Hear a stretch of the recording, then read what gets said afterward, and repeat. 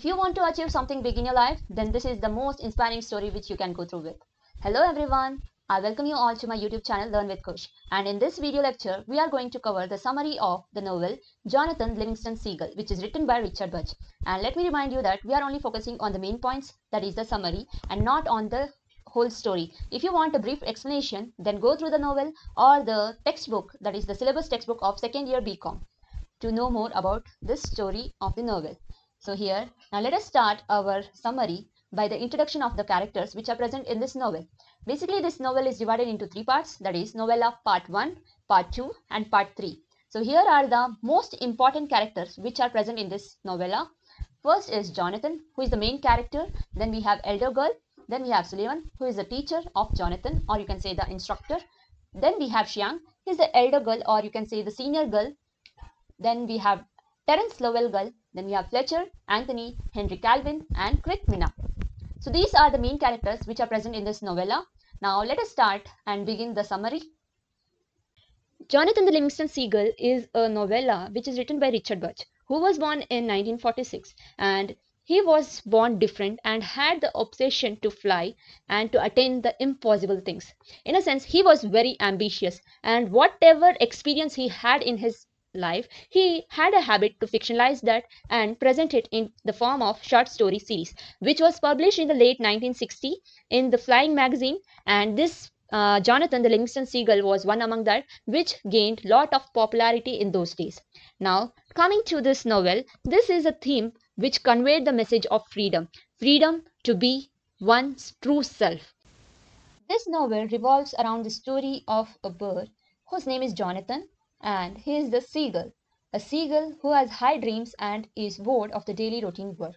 He is ambitious bird, and he is abandoned by his flock because he is different from other members of the group. Now how is he different? The main thing which the seagull believe is just eating. The main activity of all the birds, all the seagulls, is eating. But here Jonathan loved to fly, which made his parents disappointed because they also believed that seagulls should only fly to find food. Even Jonathan tried to be like the ordinary seagulls because he wanted to make his parents happy. But after a few tries, he was not able to continue to live just to search for food, and so he again started to learn the new skills of flying. So he here defies his parents and spends all his time practicing flying. He rejects their belief that a seagull's sole purpose is to eat and search for food. One day, when he was practicing and trying to learn the skills of flying, his minor mistake and long-hour practice tiredness made him to fall into the sea. Now here he felt as a failure. While he was drowning into the sea, he listens to a voice, which reminded him of all the negative things about him. It said to him that he was only a seagull, so he shouldn't try to fly high. His wings are also not too big as a falcon. And also he should try to be as ordinary seagull whose only task is eating and searching for food. But this voice of negativity did not impact him so much because soon he regained the light of positivity of his inner self. Now after regaining his positive self, he returns to his home. While returning towards his home, he gets an idea to fly again by taking inside his wings as a falcon does. Then he reaches 2000 feet above, and then he decides to dive, where his speed increases from 120, 140, and he completes his dive by controlling himself when he reaches near the surface of the sea. So this made him to learn the skill of flying. This also made him to forget all the negative thoughts which were running in his mind, and he understands that he cannot live without flying because he loves flying. And one day again, when he was usually practicing to dive above 5000 feet, there arrived a huge flock of other seagulls. And here what happens is, the huge flock of seagulls arrives in between his dive, and luckily there was no accident taken place and everyone were alive. But after this incident, the elder seagull called a council meeting. Jonathan thought it would be appreciated by the elder seagull, but everything happens totally opposite to this.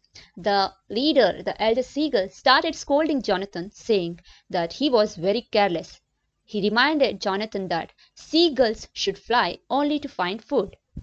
As Jonathan aspired to fly into higher realms, swifter like the speed of the light and higher into the horizon, this was considered as a violent aspiration, and it was totally dishonored and disgraced by the traditional minded elderly seagulls because they believed that the only work of seagull is to eat and search for food.